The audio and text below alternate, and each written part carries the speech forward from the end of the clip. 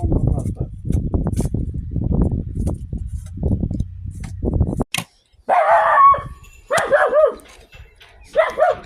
Vali 15 güne öyle dilekçe verdi.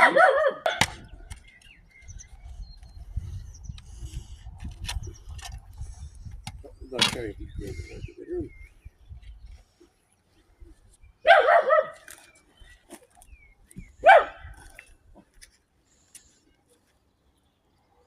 Tamam. Taş getirin baba.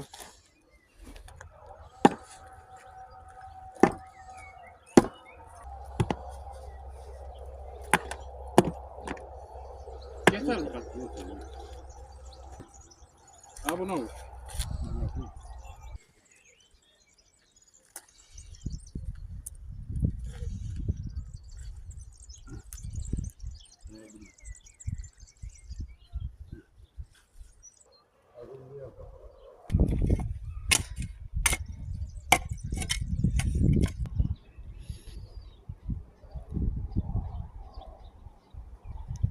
Otur yavrum. Yorulduk değil mi? Otur.